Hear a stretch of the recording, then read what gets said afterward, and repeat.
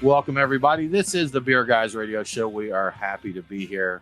Happy to have you with us. And now with at least 100% more lemonade and pinball talk. We know that you'll be looking forward to that. Actually, we got some good beer stuff to talk about this week. The holidays are coming up. So, of course, holiday beers are great.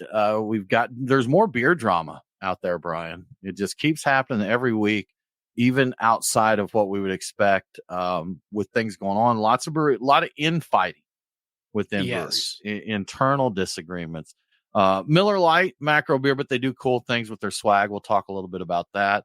And we just had breaking news that we just saw the article. We're going to piggyback off of a Vine Pair post on the 30 best breweries in America. So we just saw that and kind of went over that. We've got a little bit of local representation and a few other breweries that definitely sound pretty darn good. But I am Tim Dennis, and Brian Hewitt, how the heck are you? I'm doing good. And as you said, we've got all that fun stuff going on, and that breaking news. That news is broken. We're going to fix it on this show. We'll fix this news. That's right. We can That's fix what we it. do We're with like, broken news. Yeah, we're like news therapists, Brian. That's right. Yeah, that's right. Yeah. Hey, Nate, how the heck are you? Doing well, fellas. How are y'all? We're good. We're just getting ready to do some beer therapy here. I'm sipping here. This glass is deceptively large. Like it holds the better part. I'm thinking that's more than 12 ounces because it held the better part of a 16-ounce can of beer. So, but it doesn't look that big, does it? I know if you're listening to the podcast, you can't see this, but it's one of those stemless. It's like a stemless teku, I guess, is essentially what I've got here. We turn around and do some little representation for it's Three Taverns 10th anniversary glass. I think it's one of those things where what's the mathematics involved in it? Geometry, where like a small increase in circumference makes a huge difference in the amount of fluid you can hold. So you can sneak a surprising amount of beverage into some of those. I'm always surprised when I order a 4-ounce pour someplace and how small the glass looks. Now they could be shorting me, but I think it really is. 4 ounces does seem small. It does. Yeah. Well, I mean, but I'm expecting 4 ounces in the actual glass. Again, it's like, wow, is that 4 ounces? That's very, very small. But then you think about a shot glass, like the average size of a shot glass is maybe what at top. It's what are they? 2 ounces? Like? Yeah. It's like two shot glasses, basically. What's a shot, Nate? 3/4 of an ounce. Is that right? Is considered a shot? 1.5 ounces is a shot. So a double shot is 3 ounces, essentially, is correct. What you're looking at. Okay. All right. I had it wrong. It was 1.5 was a single instead of the 3/4. I was so close. Yeah, I was halfway there. I was halfway there, guys. That's right. Guys, I'm going to mix it up today. We're going to go ahead and talk about some of the beers that we're getting into. I have Spyglass Brewing Company's Key Lime Pie Sour. You taste the whole pie here, guys. It's got the creaminess that you would get from it. Very punchy, bright lime, but not bracingly sour because there is sweetness in here as you would have in a pie. And I even get the crust in here. So this is tasty. If you like the key lime pie sours, that's really good. Brian, what's in your glass? This is still leftover from my pregame. It is the Sierra Nevada Celebration. Yes, I'm drinking it again because YOLO. I mean, I've got a bunch of them, and I've been experimenting with heavier pours on this to see how it tastes, and I do like that. So, is that inspired by one of our news stories this week about the hard pours and getting a little foamy over there? Okay, actually, yes, but this is something I have done in the past. I got away from it because I was drinking pretty much exclusively out of a smaller teku glass, and it's a little harder to do a heavy pour on that. It's just not set up for it. So I've got a squat pint glass that's short, wide. Bodega glass? It's one of the bodega glasses. Oh, yeah. I think it's like 16, 17 ounces. I don't know exactly, but it's perfect for a 12-ounce pour if you're going to pour it hard. So. Pour hard. Nate, what is in your glass? I'm rocking the Goose Island Run the Jewels collaboration Golden Ale right now. All right. How is it? I have one, but courtesy of Nate, I have one. I haven't opened it yet. How is it?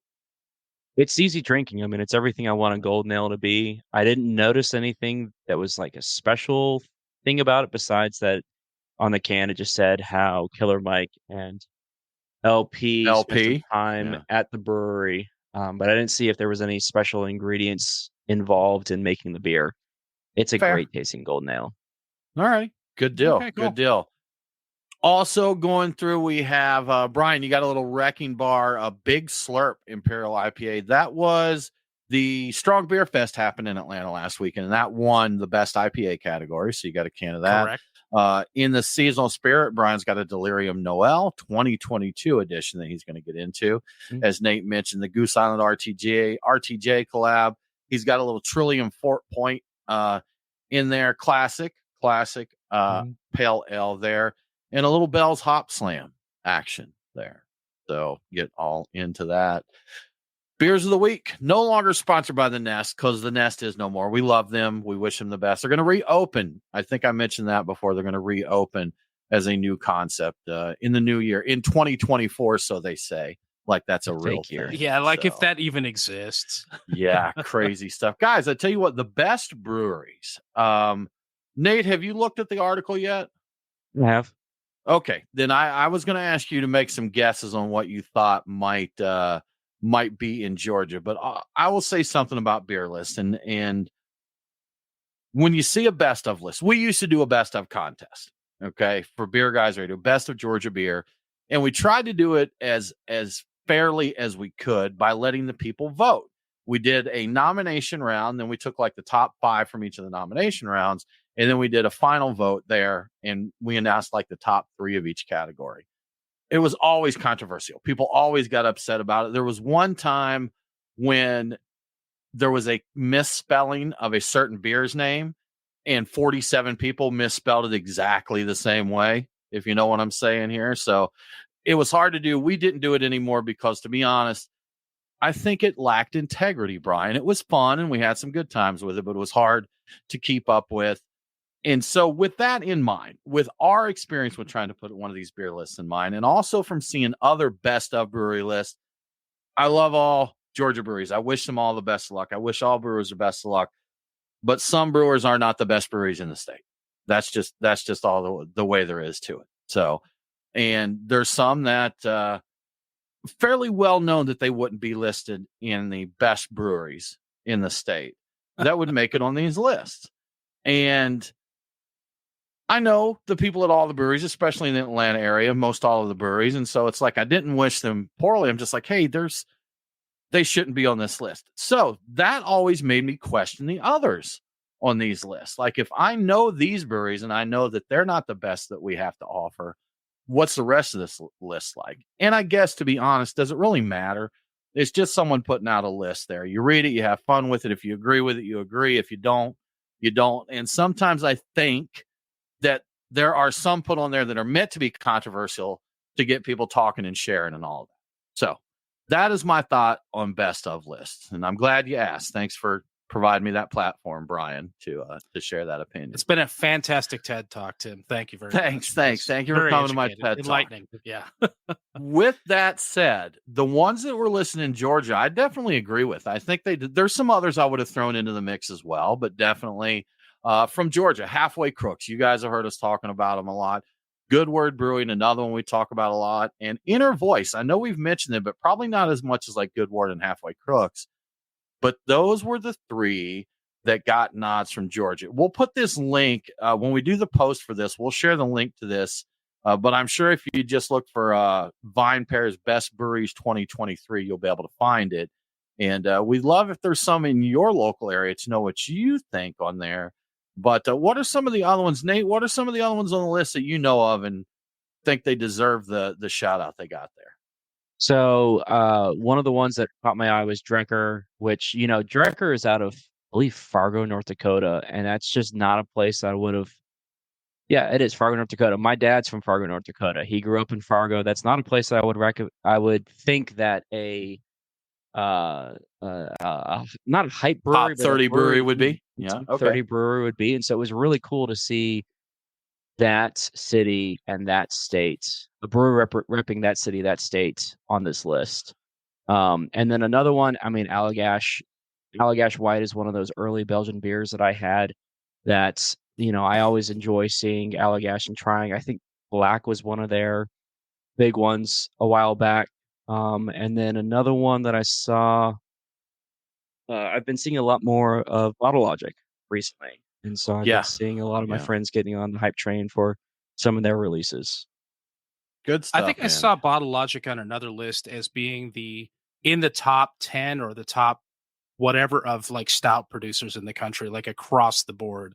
I believe Bottle Logic was in there. It may have gotten more mentions. I just happened to remember seeing that. So that's that would seem to be a one we saw at shares a lot back when we used to go to a lot more Bottle Logic. shares. Yeah. They Used to always be showed up at the at shares a least lot. one there, and people were very excited about it, as they probably should. Of course. Be, so. Side project, Bottle Logic, those, used to show up at the shares, and it was always something to look forward to there. But yeah, Allagash, Bottle Logic, Jester King, Jackie O, Schilling, Suarez family. Some solid names on there. I think based on the breweries I do know, I kind of trust that these others are probably in league with those other ones there. But interesting list. Check it out. Those are always fun.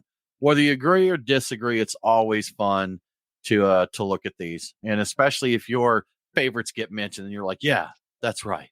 Getting three placements in a top 30 list, and now I get that it was the opinions of various people they asked, so everybody recommended a brewery. Sure, but 3 for Georgia out of 30, and last I checked, there were 50 states. That's pretty good. Not bad. Not bad. Not half bad. I didn't read through to see methodology or anything. I just looked at the list there, but I don't know if there was anything with voting or anything, like they had to get a certain number or anything like that. But either way, cool little list, fun list to look at. The ones we know we agree with. So good stuff there. Now, Brian, there's 30 beers on that or 30 breweries on that list. So plenty to try if you want to work through them all. But as the holidays come up, there's another way you can try a whole stinking bunch of beers, right? Yeah, there is. And there's, I've seen a bunch of things about people talking about beer advent calendars. I've seen people doing their own thematic beer advent calendars. And apparently it's kind of tradition amongst craft beer nerds to trash talk Costco's annual beer advent calendar. But at the same time, apparently, and I've never bought one, but it sells out quickly, I guess, or sells really well. So it's a strange thing where I think the market definitely supports these being a thing, but you've got people saying things like, quote, "It's a case of third string German lagers in a confusing box," which amuses me a great deal. But I do happen to know that this year, having looked at a few posts about it, that it has a stout and a rock beer, and I think there's a dunkel in there as well. But about half of the box, like 7 of them, are Helles lagers. And I'm not angry at that. And I guess for an advent calendar is that 12? I don't actually know how many's in an advent calendar. Is it 20 or is it 12? Producer Nate, got to put your producer hat on again and hit the Googles and find out exactly how. Is it 30? Is it 21? 14? Is it 12 days of Christmas? I think it's 12, right? It's 12. It's 12, right? Okay, so the box is just a penny under $70, and I've never done one, and I think, should I do a beer advent calendar? Have you guys ever done one, and would you do one? And what do you think? No and no for me, Brian. And here's, for one, I know as a beer guy, I shouldn't say this, but I'm not a daily drinker. There's times when I'm too busy or I just honestly don't want a beer. So having a beer daily, even for a couple weeks, is not my thing. I swear I think it's more than 12. We'll see what Nate finds for us. But Nate has an answer. Nate, tell us. So the line share is 12, but I've seen a lot that are showing 24 or 15. So it seems like 24 or 12. So there's not a hard and fast, this Advent is this. Okay, so it can vary is the answer there. I did a chocolate one time, Brian, that just had like a single bite of chocolate in there. And I saw that there was a Scotch one at Costco this year. There was like 125, 130 maybe. But much like the beer one, the Scotch drinkers online were trashing it pretty good, saying it's, a bunch of Midland Scotches pretty much is what you're getting out of that. So as somebody who hasn't done a lot of exploration of Scotch in quite a while, I like Scotch. It's not been something I've been drinking. It's either bourbon or beer for the most part. I would do it even knowing it was Midland stuff to just refresh what I know about it. I'm curious about this advent calendar, mostly because it's something I haven't done before. And I don't hate that it's a lot of Helles lagers. I there's a lot of interesting breweries that I've never heard of before, and apparently some of the beers are actually quite nice. And some of the beers are produced in castle breweries, apparently. So actual legitimate German castles brewing beer. So I'm like, I kind of like this idea. The rock beer is not the Schlenkerla. It's another Bamberg brewery, but I don't think I've ever had that one. So Okay. if I happen to go to Costco and it's around, I think I might get this. I might be late to it. Check it out. Right. 12, I might have time to do that still. Yeah, I guess I do. Maybe. Yeah, I mean, and it's a good way. It is a good way if you want to try a variety of beers. But that's another thing for me personally is I've tried like beer of the month clubs and most of them are not great, So it's like, yeah, okay, it's fun to try new beers, but if half of them suck, then that's no fun. That's not fun. Nate, have you ever done one? So I've done a chocolate advent calendar before. Okay. I've got a Costco near my house, and I look at this beer advent thing that comes out every year. This one, it's showing 24 beers. I struggle to be okay with spending $70 on a 24 pack.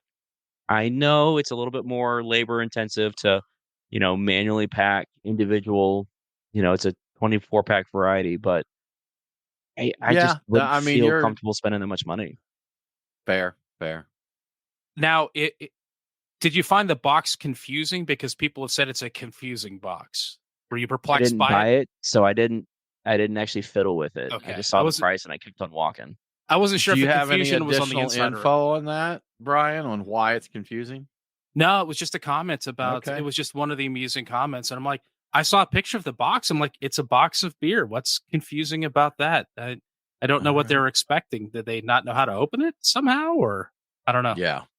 What else do you think needs an advent calendar? Like I saw a comic strip today where like in the first frame, one character asked the other one, what are you doing? He's like, I'm going through my bacon of the day advent calendar. Yeah. And he's like, the other character's like, wow, wouldn't they make you really thirsty? He's like, I've already got that covered. And he's got a craft beer advent calendar to go with it. So you've got one. Well, Nate, is there a tinned fish advent calendar? I'm down with that. I should have created one.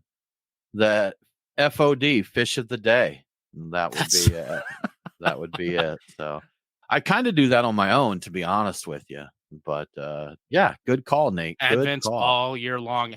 I was just thinking, aren't you a part of like a cologne of the month type of thing? Like a cologne advent calendar with a little spritzer in each day. I don't know if I would get that, but I mean, that might work for some people. For every day, that would be tough. I mean, I do once a month is good enough for me to get a new scent and see what one I like. So I get these little, it's like $15 a month, and I get enough for about maybe 2 weeks good worth of like daily usage in there. And then if I like it, I can, purchase it. Because cologne, I don't know if y'all know, cologne's friggin' expensive these days. Like good cologne is $200 for like I think a whisper of an ounce or something. It's ridiculous. Yeah, it is crazy. How about cheese? And as you go through, the cheese gets progressively funkier and bluer and funkier. Yeah. And for certain cheeses, they'll actually be funkier at the end of the calendar than they were when you bought the calendar. It's kind of what I'm thinking. They're all cheddars, but at the end, yeah. It's blue cheese by the time you get to the last one. Yeah. That's it. Exactly. No, cheese I could do maybe fish or it's funny that the beer one doesn't grab me as much, but the Scotch one, I was like, that's kind of interesting. And again, I think the reason I lost interest is I'm like, well, I don't want to drink a dozen meh Scotches, so just no point. I'll just buy some Scotch. I'll just go out and buy some Scotch and I'll take care of it. That would about do it. Yeah, it would. But on the seasonal theme, the holiday theme, Brian, if you haven't looked, if you don't know, Miller Lite loves to make cheesy beer swag. Was Miller Lite the one that did the drops that we got? I think they were, right? I believe so. Yeah. You could change any of your other boring macros into their boring macro with the beer drops. It was great. It tasted horrible. To me, it didn't taste anything like Miller Lite, but when Brian, we did a good job. See, Brian's got a box of those beer drops right there. We bought like Natural Light Miller. We bought several to try and see what impact it had. And was it just like a buttery, just like a diacetyl taste? I forget, actually. I think it was kind of close to being like a maple syrup type of flavor. Yeah, it was something weird. like it just that. wasn't It was like right. Caramel syrup type of like, what is this? Yeah. But outside of that, they've done some cool stuff. Remember one summer they did like a popsicle maker. You can make your beer sickles or whatever. They did back this year is one Beernaments. That's a Christmas tree ornament that can hold a 12-ounce beer. And so those are popular. They sell out quick, but I think they're releasing them in batches this year from what I recall. And they recently did a beer cracker, which was a nutcracker. You had like a staff with a Miller Lite can on it and that. Brian, I think you may know this. I don't know if anybody else does, but my mother collected nutcrackers. And so when she passed away, I got her collection. I've kind of carried that on. So I probably have 50 nutcrackers. Wow. So yeah. So I was going to try and get that one because that would have been a unique one to add to the collection. And at some time there are German made like bougie nutcrackers that are several $100s. I would like to get a premium one to add to my collection because most of mine are Walmart, Home Depot, type things. They're nothing fancy. They're just they're neat. And so when the holidays come around, setting them all out into a neat little display, looks like my house is guarded by a bunch of guys that'll take you out and crack your nuts for you. So it's pretty cool. Not a solid nut to be seen. That sounds like me in wanting to get an authentic, real deal German beer stein, the one with all of the intricate stuff in the steel or whatever metal topper on it. And I see stuff that looks like it's probably authentic, and none of it's south of $100. I think it's like 120 or more, but I don't have a reason for it. I think I would drink out of it once. I'm not sure if you're even supposed to with some of them or if they're just ornamental. Yeah. And also, I'd probably be murdered for bringing something like that into the house with all the other glassware I've got. But yeah, I still want one. So I had an uncle that collected the Budweiser ones because Budweiser either does or does a Christmas beer stein each year. And he had probably 40 years of them, and talking about classic German made, I guess there's a lot of stuff that the Germans just make pristine versions of, because I had another uncle that collected cuckoo clocks, and I guess there's Bavarian made cuckoo clocks that get pretty advanced. No, sorry, it wasn't my uncle. It was a coworker, my boss at the time, collected cuckoo clocks, and I believe he actually did have some of the really nice German ones. They were cool. So Germany's got something for you out there.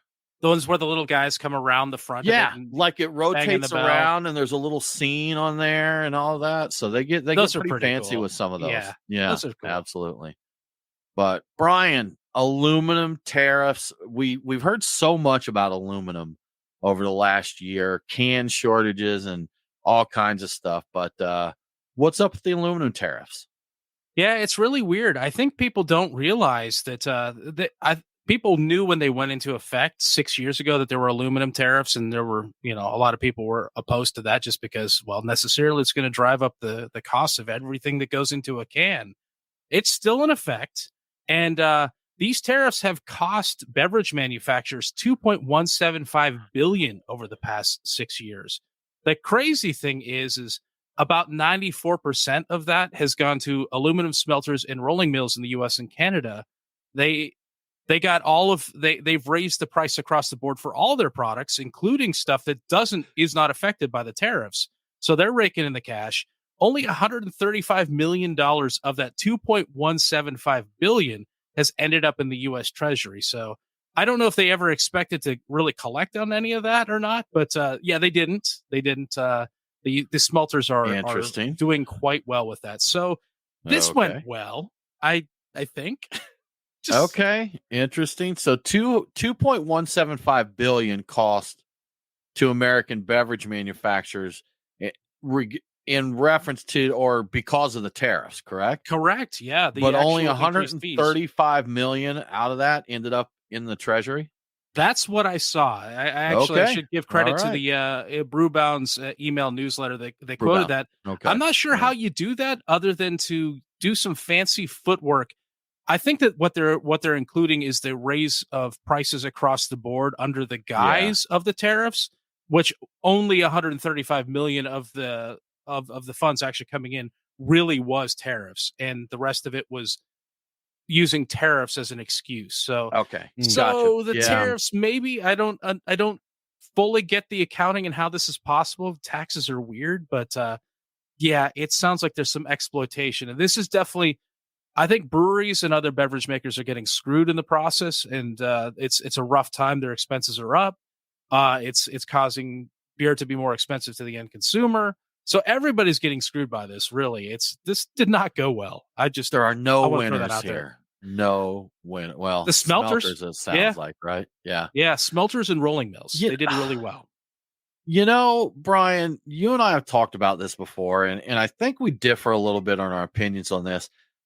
When there's high inflation and prices are being driven up as it is, I think a lot of corporations do jump onto that to raise prices even more beyond what needs to be done. As a matter of fact, they had a undercover phone call of some executive business that's like, basically he said just that. He's like, look, we're having a high period of inflation here.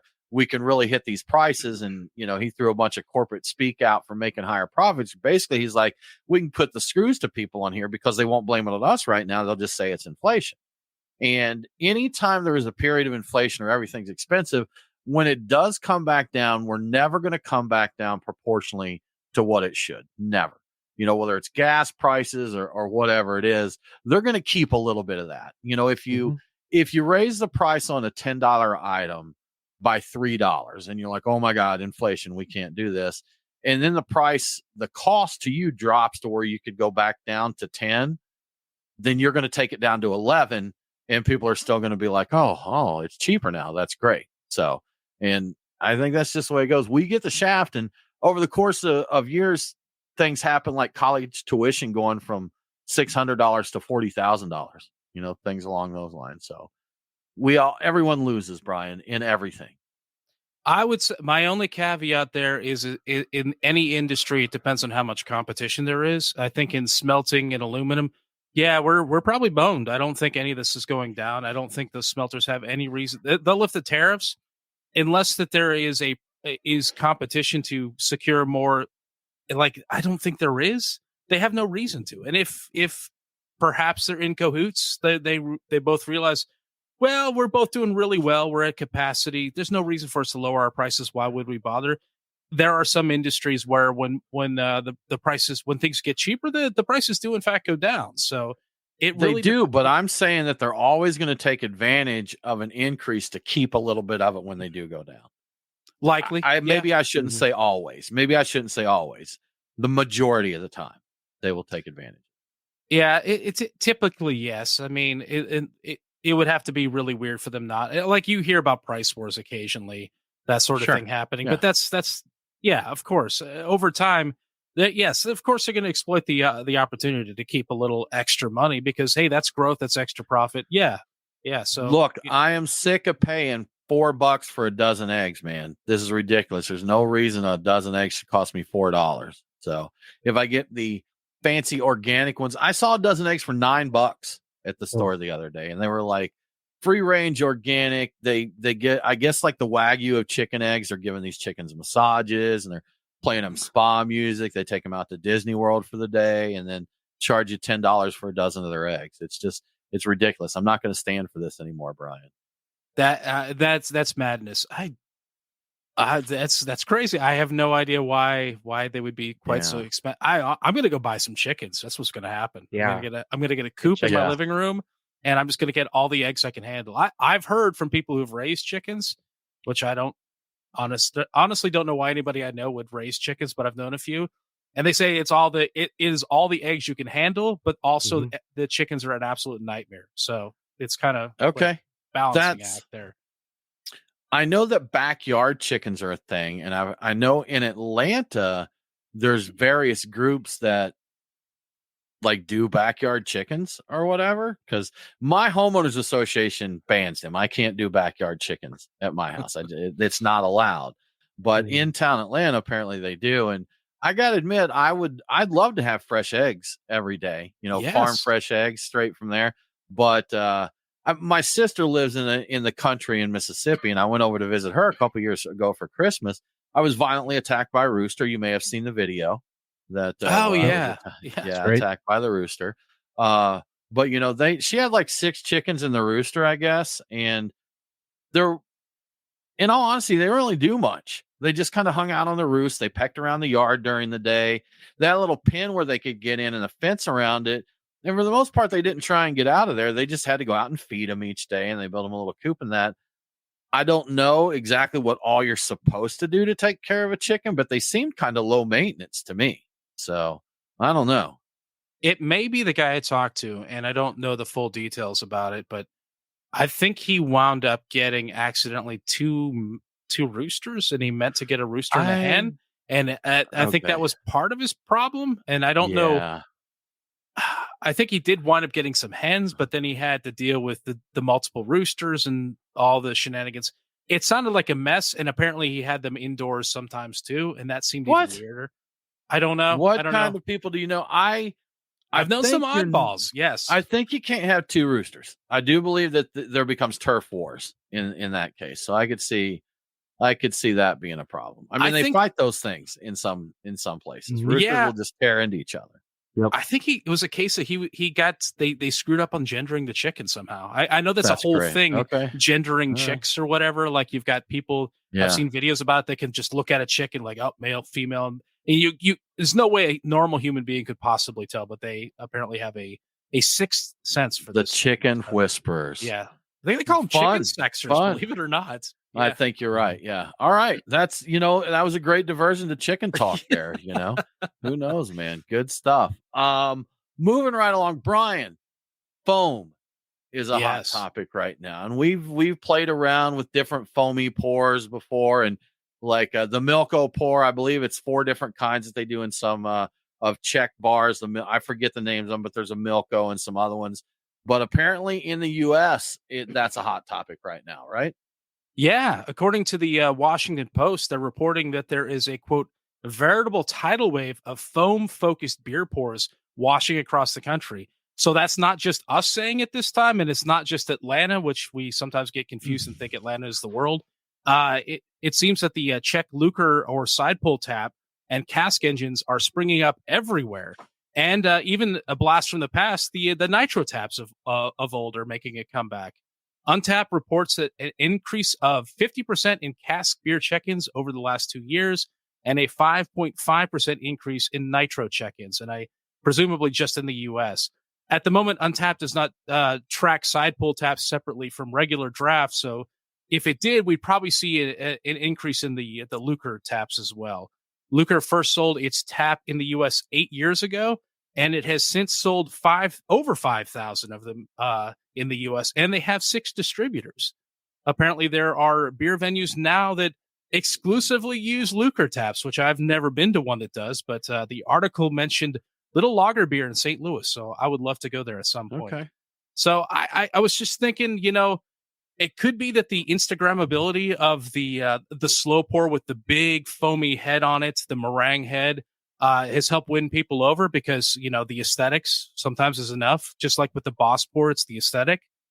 I think it definitely helped make Bierstadt Lagerhaus famous on Instagram. And we're in an era, I think, where well-made lagers without adjuncts are a hot commodity. And maybe your ability to pour a foamy beer is what it'll take to differentiate yourself from your competition. Are we going to see Milko pours? Or is that going to be the next thing we see out at Applebee's getting Milko pours? Well, I don't know about Applebee's, but I suspect we had a Milko pour at Three Taverns. We had to ask for it, but they had the ability to do it. Yeah. I wouldn't be surprised if we start seeing it on menus. Yeah, I hope so. Brian, it was fun. I don't see me ordering. I don't see me getting it again. It was, all right, this is fun. This is neat. This is different.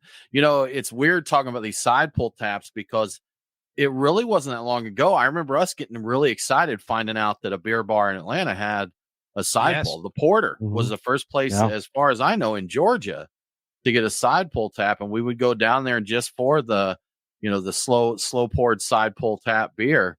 And they were one that foam. It is impressive to see one, poured properly in that. But, Now any decent craft bar that we go to, they're at least going to have one or two of those side pull taps if everyone isn't in there. But yeah, especially for that, look, a lot more common. It's cool. But man, at one time that was like, oh my gosh, side pull. We got to go down there just to get these side pull beers. So and the crazy thing is the cask too.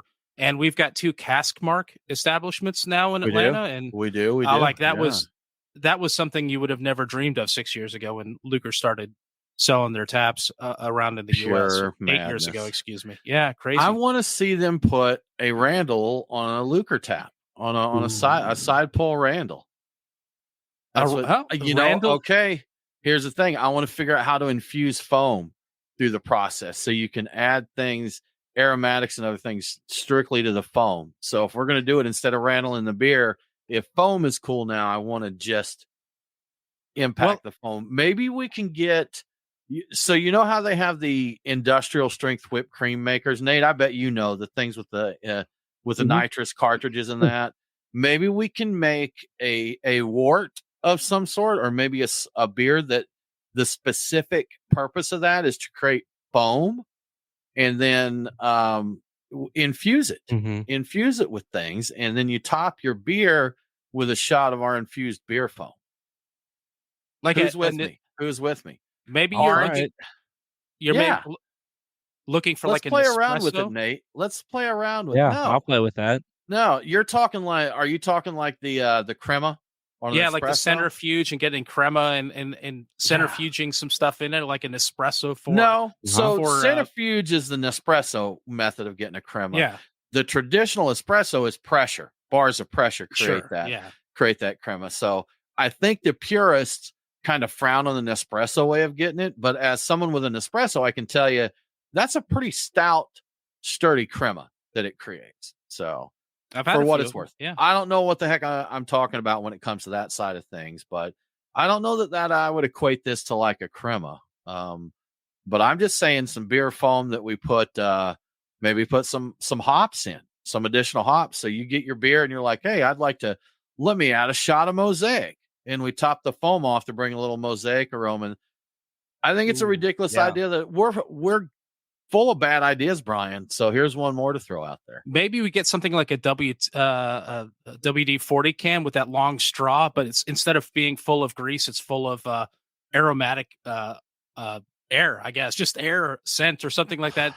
CO2, and you just shoot it. You put it in the bottom of the beer, and you shoot it through there, and it just spits it all out. That sounds messy. I don't know about that, but I'm willing to try it. So yeah, okay, all right. I still think that if you put the Randall North before the Lucre, and the infusion that would happen in the beer would be accentuated by the foam created by the Lucre, because that aerosolizes some of the aroma, some of the compounds. So I think that you would get more tasty foam having pass it through a Randall and then out of a Lucre. I think that would probably be the easier way, and then you could have a mechanism for emptying the Randall in between and just having it all connected up. But we could go WD-40 canned. Yeah, we could do that. We got a Rube Goldberg machine here by the time we're done with it, trying to get this infused foam on there. So I remember the same bar that did the side pull, they for a while were doing frozen beer toppers. Like they would they would float some frozen beer on top of your beer and do that. So interesting, man. All kinds of crazy things. Nate, are you old enough to remember the Randall craze? Was that before your time, your beer drinking time? I think it was before my beer drinking time. Okay. I thought so. I remember you guys talking about it and explaining what it is, but I don't remember ever seeing it in a bar. I think they've probably been gone for the most part about a decade now, wouldn't you say, Brian? They were probably late aughts to early 2010s is when they were cool. Yeah, I remember seeing. I think I remember seeing like late adherence to the Randall, like putting them out like 2013, 2014. But a lot of those places, I think it might have been World of Beer or something like that, that did it. Always had, and they closed. Like all the places that did that closed, and the places that didn't do it, I don't think ever did do it. Like none of the places that have opened up, like breweries and bars used to have casks fairly frequently, and those went away, but Randalls were harder to find. I think I think the World of Beer was the last like stalwart of those. And when they opened it up in Atlanta, it was like, oh, cool, we can do it again. And then I don't think enough people were that excited about it. So yeah, I think that was a Dogfish Head extreme beer thing of the aughts. Really? Yeah, that's an invention of Dogfish Head for those that aren't aware. That was something old Sam Calagione created. Do you know what a Randall is, Nate? Do you know what a Randall does? Yeah, so the way you guys have explained it in the past is that it's a chamber that you put additives to beer, and the beer passes through, and it's supposed to pick up some of either the aroma or the flavors of those additives without putting it into the fermentation chamber or into the brew house. Yeah, it would be like a canister in line with the beer tap. You know, the beer would run across that before it was served out, and they would load it with herbs like cinnamon sticks, jalapeno peppers, habaneros, cereal, fruit. You know, we did kind of you know what, Nate, when we get together, we can do a pseudo Randall with you. A Frandle? Yeah, because a French press. You can use a French press and sort of Randall. We did our Mexican Bandito stout that we brewed, Brian. We did it was fantastic Mexican style stout, Nate. I don't know if you ever had any Bandito. I don't know if it survived there, but we took it and frandled it by putting some additional habaneros. And I remember a friend of ours it was char from Jack Daniel's barrels it was meant to throw on your barbecue grill and get a little of that char in there. But we put some of those Jack Daniel's barrel chunks in there and some habanero peppers and some cinnamon sticks and I think a vanilla pod.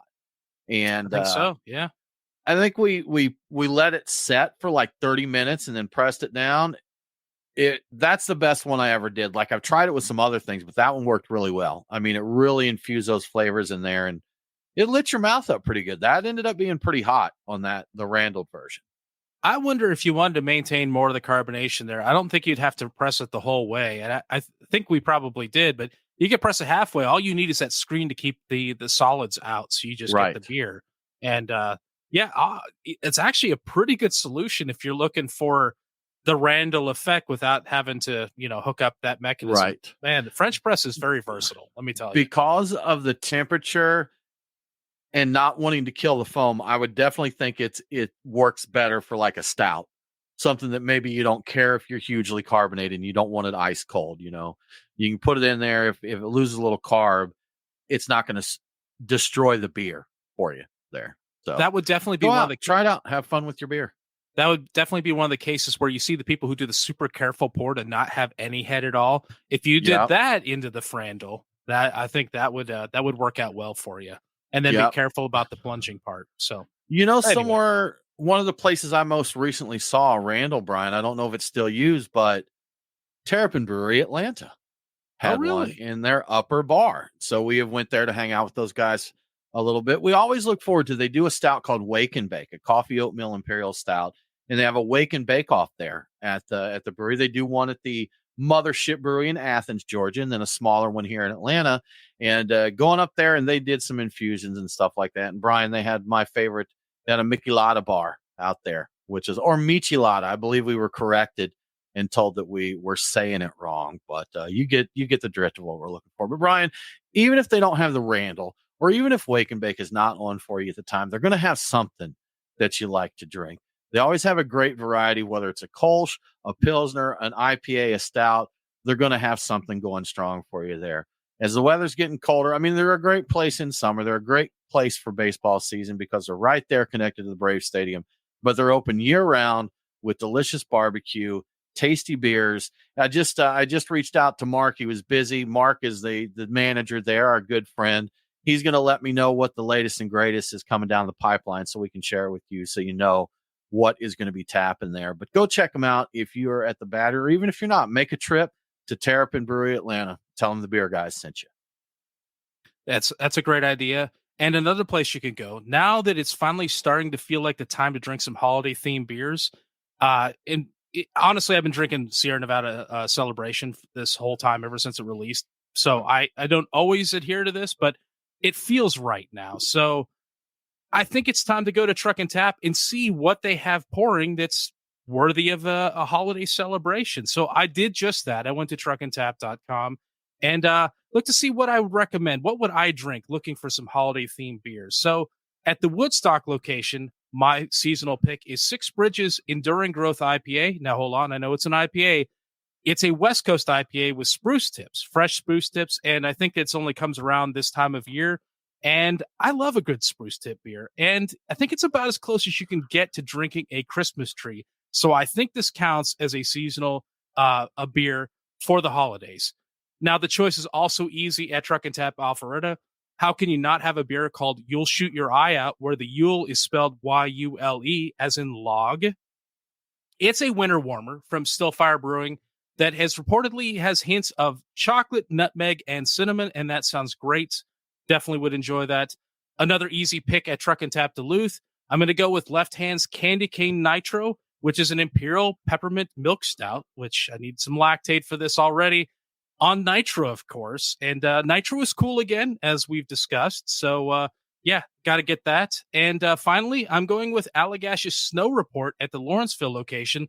I'll be honest, it's mostly for the name, but an Imperial Saison brewed with wildflower honey does sound like a beer that would keep you warm during the cold months. And when was the last time you had a bad beer from Allagash anyway? They're one of the top 30 breweries in the country, according to an earlier story. So, obviously, you got to get that. But if my picks aren't going to do it for you, don't worry. Each Truck and Tap location has 20 taps to choose from. And there will be one that is the right beer for you. And if you're into wine and spirits, that's there for you as well. Of course, when you drop by, you need to tell them that the beer guy sent you, because we did. We did admit it. We did. Sent you. We did. Yeah. Tell them. Say that. We're going to be doing a show with those guys in the new year. We've got. I'm going to hold on to what our concept is right now because it's still developing, but I think it's going to be a fun. I think we're going to have a good time with this one. Always a good time at Truck and Tap. I've always never a good had time. The last time we got together with them was for a sake show, and that was at their Feast location at the Battery. And we learned a lot about sake. We tried some sake, and we wrapped the night up by doing sake bombs with them, which were messy and fun. So, yeah, good times. Good times. Brian, now we enter the drama part of the show, which there has to be a little bit of that.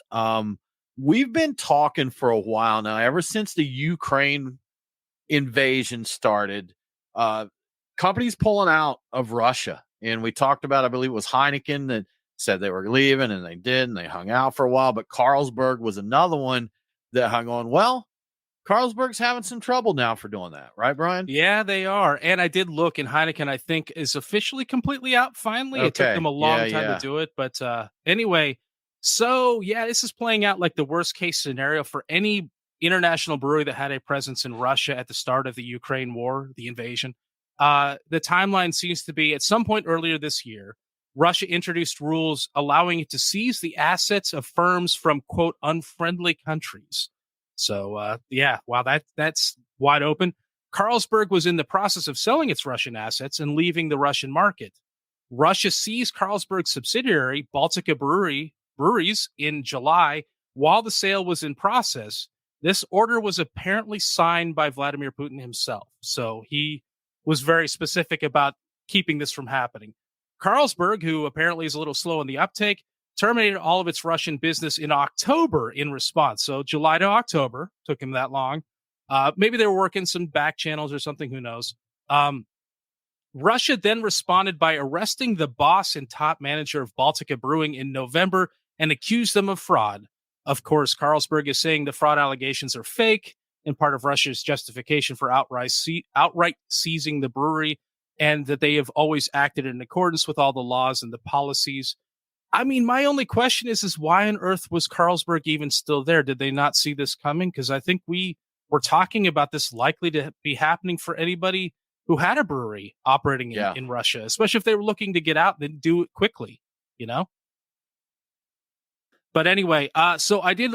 Part of the reason I knew that Heineken was completely out, I happened to see a report. Yale's business school, I think, is keeping a listing of all these international companies and their status as to what the relationship is with Russia, you know, because they all had a presence there. Over 1,000 companies have announced they are voluntarily curtailing operations in Russia by some degree beyond the bare minimum legally required by international sanctions since the beginning of the Ukraine invasion. And I happened to see the Heineken was on that list, but Carlsberg isn't there yet. They're in the process of it. So I remember some pulled out right away, and it seemed to me like with everything going on, that was the right call. Shut it down and get out of the way there. So if you're there, what are we, 2 years into a year and a half? Oh, 2 years? It's been a while, right? Yeah. So, Yeah. But yeah, who knows, man? I don't know enough about the politics inside Russia to really have an opinion on that, even though I don't usually let something like not knowing what I'm talking about stop me from talking about something. But I would just think if you're still there as an international company, definitely seems like you're playing with fire, with that. Yeah, I think it's a case of if you're there, you have to never say anything about leaving, because if you do, there's a chance you'll be seized. Because there's a lot of big names I noticed that still operate and have made no thoughts about changing how they work. Yeah. And it's kind of interesting which businesses do that, but if you start talking about leaving, you need to be out of there almost immediately. Yeah, don't talk about it. Just get out. Just either get do out. it or don't do it. One of the two at this point, because they're set up to just take your stuff and arrest you. Maybe you're gonna fall out of a window, man. Don't chance it. You'll end up falling out of a window when they start building a balcony on your apartment. You're in trouble. Right? Mm-hmm. Yeah. But like, look, this McDonald's does not need a balcony. There's no need for this here. It's like Putin's like, go, take a look. Take a look at the view. You're like, nah, I'm good. The view is beautiful. The view is beautiful. That's fine. Yeah. Well, Brian, a little more domestically and a little less dramatically.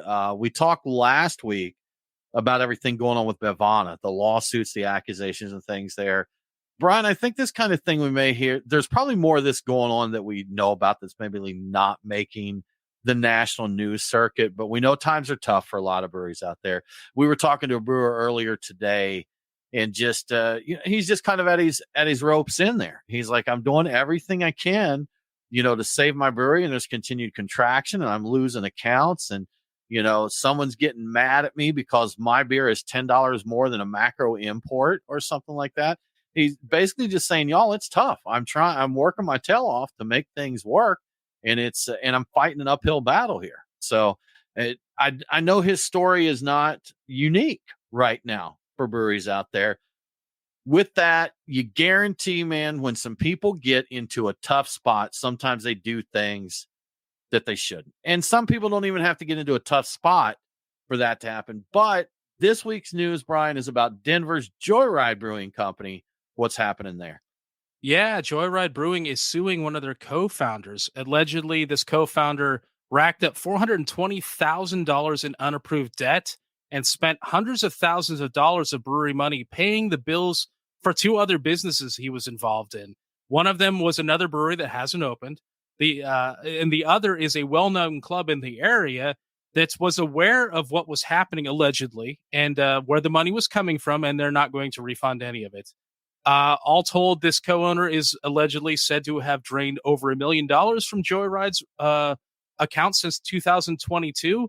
And it's interesting. It's 2022 when all this started happening. I happen to know that I think he started the brewery with the other co-founders in 2014. So apparently behaved up until that point, which is interesting. But as a result, Joyride is apparently going into bankruptcy. But the article indicates it's that kind of bankruptcy where it's non-fatal and they're reorganizing. So I don't know it's one of the chapters. Chapter 7. I don't know my different. I think it's chapter 7 is the one that allows you to.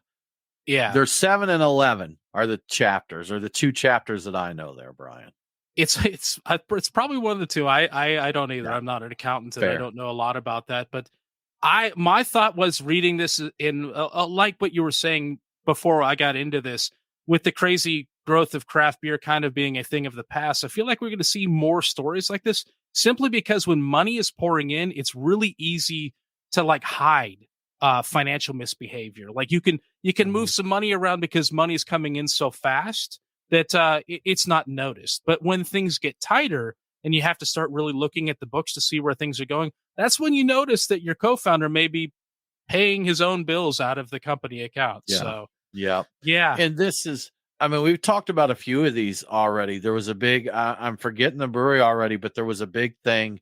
Same thing, financial misappropriation from an owner, businesses shutting down. a lot of trouble with that, man. And it's not an uncommon theme for them to funnel money from one business to the other. And so robbing old Peter to pay Paul there, Brian. So. Yeah, it's crazy. Actually paying a brewery's bills that hasn't opened yet with an existing opening brewery. Yeah, that's a good method. Yeah, allegedly. All the this is alleged. Alleged. Don't sue us. We don't know anything. The alleged allegations, Brian. That's right. Yes, alleged allegations. Well, awesome. Well, y'all, thank you so much for hanging out with us again this week. We definitely appreciate it. If you enjoy what we do here, we would love for you to support us on Patreon. Go to patreon.com/beerguys. Beer Guys swag, some cool new swag coming up. That Smalls worked on a project, and we're going to be getting that up soon for our Patreon supporters. And we'll invite you to the Discord chat. You can come chat with us every day about beer or anything else, and we'll give you a link to come join us in the after party after each show's taping. We'd love to have you do just that. But thank you so much for tuning in. We hope y'all oh wait, hold on, let me back up.